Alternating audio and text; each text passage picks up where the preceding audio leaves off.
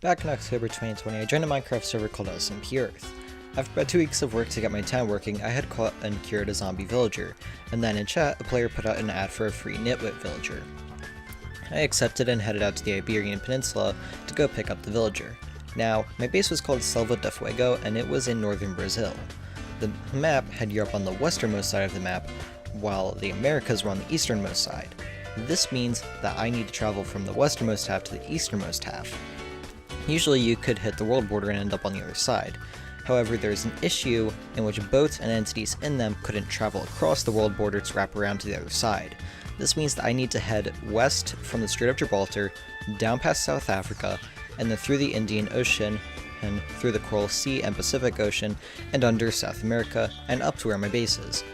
Ain't nobody got time for that! Until I discovered a canal connecting the Congo River and some river I can't find the name of. Now we have an easier and quicker path that I can take, and so I jumped on it. This would end up being a mistake purely because of me being an idiot. I have the villager and I arrive in Africa heading up the Congo River and through the canal. I keep heading along the river I don't know the name of until I hit the town of Nestle along that river.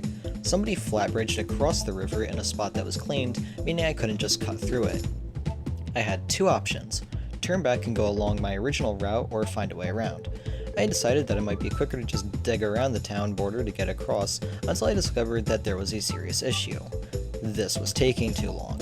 I should have probably just turned back, but I was too stubborn and felt like turning around wouldn't be fun. I thought about what to do and thought that maybe I could dig up and build an aqueduct that I can head through. I went with that, but when I reached the top, I realized it was nighttime and there were mobs everywhere. All I had in terms of armor at the time was a pair of leather pants that I got off a zombie, and I had barely any iron. If I were to fight one, several would come and kill me, and all I had to do was wait. Is that you? I've been waiting for you, Patrick! Oh shit, here we go again. After waiting 10 minutes, I went up and fought off a few stragglers while trying to avoid creepers so that I didn't get banned for major griefing. I got started on that aqueduct but ran out of blocks and went back to mine some more and got my villager moving more. The cycle went on until night again, wait 10 minutes, fight stragglers, build and get blocks until night, and wait. I did all that until I finished and got my villager moving for the final time. However, I remembered boat physics incorrectly, so I thought that if I get the water to its flattest, then I could just sail up it. Turns out that doesn't work in 1.12. So I needed to painstakingly move my villager up each step without a lead. How bad could this be? Well, imagine my surprise when I finished it and it was night again. Time to wait another excruciating 10 minutes for daytime.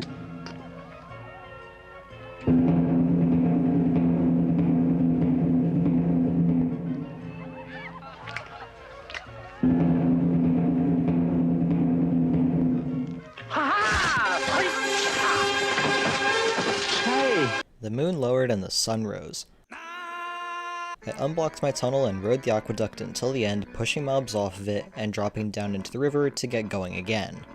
Now, all that was left was half an hour of sailing across the rest of the map. However, the lag suddenly went pow, and riding in boats was nearly impossible. Motherfucker, you know anything?